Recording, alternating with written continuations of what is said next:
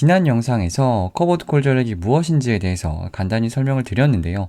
오늘은 이전 영상에서 마저 하지 못한 커버드 콜에 대한 이야기를 조금 더 이어가 보려고 하고요. 커버드 콜 ETF는 어떤 분들이 활용하면 좋을지, 반대로 어떤 분들은 차라리 관심을 접는 게 나을지에 대한 이야기까지 해보려고 합니다. 시장에는 정말 많은 커버드콜 ETF가 있죠. 커버드콜 간의 차별화가 발생하는 첫 번째는 어떤 자산에 투자하는지 여부입니다. QYLD가 나스닥 100, JEPI는 배당주에 투자를 하죠. 최근에 많이 관심을 가지고 계시는 ETLTW 같은 경우는 장기 채권에 투자를 합니다. S&P 500이나 러셀 2000 같은 나스닥 100 이외에 미국 대표 지수에 투자하는 커버드콜도 물론 있습니다. 어떤 자산에 투자하는지 여부에 따라서요, 콜옵션 매도 프리미엄의 수준이 달라집니다. 일반적으로 변동성이 클수록 옵션 프리미엄이 높다라고 이해를 하시면 될 것 같아요. 다우존스 산업지수의 변동성과요, 옵션 프리미엄이고요. 그 다음 장은 러셀 2000 지수의 변동성과 바로 프리미엄입니다. 당연히 러셀 2000 지수가 중소형주 지수니까 변동성이 더 크겠죠. 다시 앞으로 돌아가서요, 다우존스 산업지수의 옵션 프리미엄을 보면 이 우측이고요. 주황색 선입니다. 2021년부터 보시면 2% 초반 수준이고 높아야 3%, 또 최근에는 다시 2% 초반, 중반까지 내려왔어요. 반면에 러셀 2000 같은 경우는 똑같이 2021년부터 보시면은 3%를 하회하는 구간을 찾기가 오히려 어렵고요. 때때로는 4%를 이렇게 넘어가기도 합니다. 두 번째는 바로 옵션 매도 비중이 얼마나 되느냐입니다. 예를 들어 A라는 주식을 10주 가지고 있어요. 그런데 주식 10주에 대해서 모두 콜옵션을 매도를 합니다. 10주를 보유하고 있는데 5주에 대해서만 콜옵션 매도 계약을 체결할 수도 있어요. 그렇게 되면 이 50% 커버드 포트폴리오가 되는 건데, 이 100% 커버드 포트폴리오와 비교를 해보면요, 콜옵션을 당연히 절반만 매도를 한 거니까 콜옵션 매도 프리미엄도 절반으로 줄어듭니다. 그럼 나쁜 거 아니냐? 주가가 상승한다라고 가정을 해보면 5주에 대해서는 주가의 상방이 막혀있지 않기 때문에 이 100% 커버드 포트폴리오와 비교하면 유리하다고 볼 수가 있겠죠. 미래에셋 자산운용에서 6월 22일 커버드콜 ETF 두 종류를 상장할 것이라고 하는데요. 조금 자세히 들여봤더니 옵션 매도의 비중이 다릅니다. 타이거 미국 배당 플러스 3% 프리미엄 다우존스 같은 경우는 옵션 매도 비중이 15% 내외이고, 플러스 7% 프리미엄 다우존스 같은 경우는 옵션 매도 비중을 40% 내외로 진행을 한다고 합니다. 옵션 매도 비중이 높은 이 플러스 7%가 당연히 옵션 매도 프리미엄 수익이 더 크겠지만, 만약에 주가가 상승한다라고 하면 주가 상승률은 당연히 이 플러스 3%보다는 낮을 거고요. 반대로 타이거 미국 배당 플러스 3% 프리미엄 다우존스는요, 상대적으로 옵션 매도 프리미엄은 낮지만 상승장에서는 높은 상승률을 기대할 수가 있습니다. 주가 상승이냐 아니면 옵션 매도 프리미엄이냐, 커버드 콜 ETF를 선택하실 때는요, 어떤 것에 더 가중치를 두고 선택하느냐에 따라서 선택이 달라질 수가 있겠습니다. 세 번째는 어떤 옵션을 매도하는지 여부입니다. 옵션의 종류는 OTM, ATM, 그리고 ITM이 있는데요. OTM은 행사가가 현재 가격과 멀리 떨어져 있습니다. 반대로 ATM은 현재 가격이 행사가라고 보시면 돼요. 옵션 만기가 한 달 뒤다라고 가정을 했을 때 이 한 달 뒤에 이 옵션이 행사될 가능성은 현재로서는 OTM 옵션보다는 ATM 옵션이 더 높은 거죠. 즉 현재 시점에서 ATM의 옵션의 가치가 OTM 옵션보다 높기 때문에 콜옵션 매도자 입장에서도 OTM 콜옵션을 매도할 때보다는 ATM 콜옵션을 매도할 때 더 높은 프리미엄을 받을 수가 있습니다.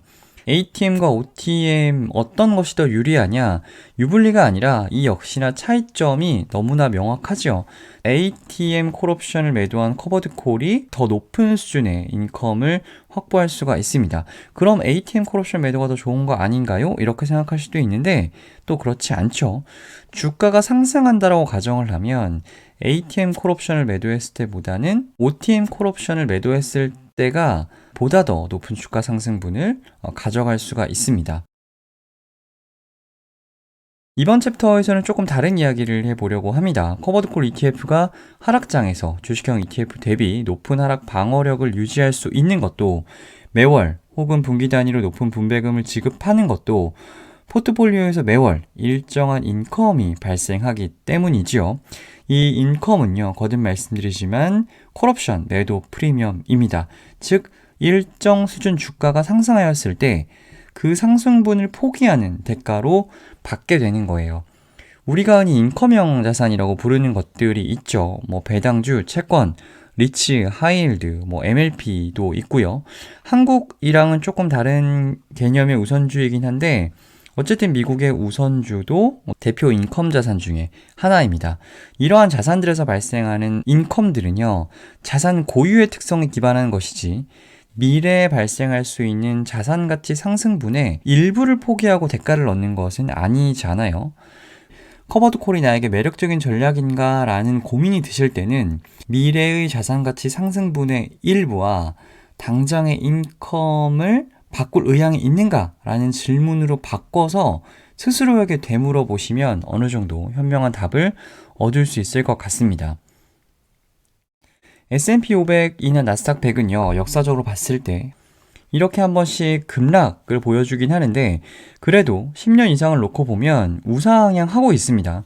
미국이 망하지만 않으면 등락은 있겠지만 이와 같은 흐름이 미래에도 이어질 수 있겠다라는 기대를 가질 수가 있죠. 많은 분들이 경제적 자유를 꿈꾸면서 이 미국 대표 지수에 투자를 하시는 것도 이러한 신뢰가 있기 때문일 거다라고 생각을 하는데요. S&P 500의 최근 10년 연환산 수익률이 무려 11.99%입니다. 그저 미국 대표 지수 중에 하나일 뿐인데 엄청 낮죠. 나스닥 100을 그려봤으면 이보다 훨씬 더 수익률은 뛰어났을 거고요. 커버드콜 전략이요, 꾸준하게 인컴을 지급한다라고는 하지만 토탈 리턴 관점에서 비교를 해봐도 미국 대표 지수가 커버드콜 전략보다는 우수한 성과를 기록을 하고 있습니다. 목표 투자 기간을 향후 10년 이상 잡는다면 절대로 높은 비중으로 S&P 500이나 나스닥 100 대신에 커버드콜 ETF를 투자하시는 것은 좋은 방법은 아닌 것 같습니다.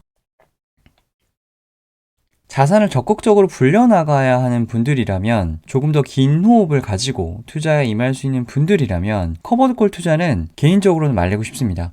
앞으로 근로소득이 늘어날 가능성이 높고요. 아직은 내가 은퇴를 본격적으로 준비할 나이도 아니다 라고 하면 저는 자산을 지키는 것보다는 불리는 것에 더 관심을 가져야 할 때라고 생각을 하거든요. 그런데 이제 사회 초년생 정도 되시는 분들이 매월 꾸준히 QYLD나 JPI 같은 커버드콜 ETF를 모으는 분들이 계세요. 그것도 포트폴리오 내에서 굉장히 높은 비중으로 가져가는 사례들이 있습니다. 한 주라도 더 사모으려는 분들의 노력은 칭찬받아 마땅하지만 그 사모으는 대상이요, 커버드콜 ETF라는 것은 다소 공감하기는 어렵습니다. 매월 꾸준히 적립한다라는 것은 자산을 증식해 나가고 싶다라는 것인데요.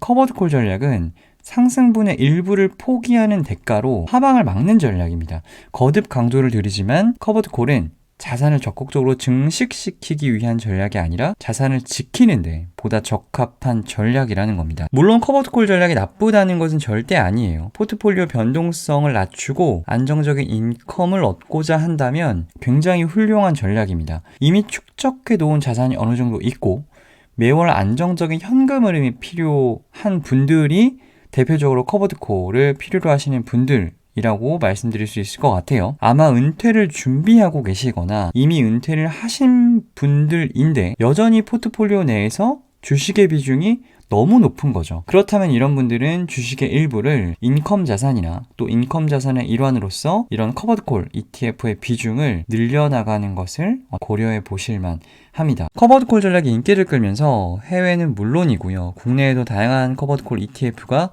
출시가 되고 있는데요. 본인의 투자 목적에 부합하는지 여부를 꼭 판단을 해보시고 투자를 하시는 것이 중요할 것 같습니다. ETF 읽어주는 남자, 오늘은 여기까지입니다.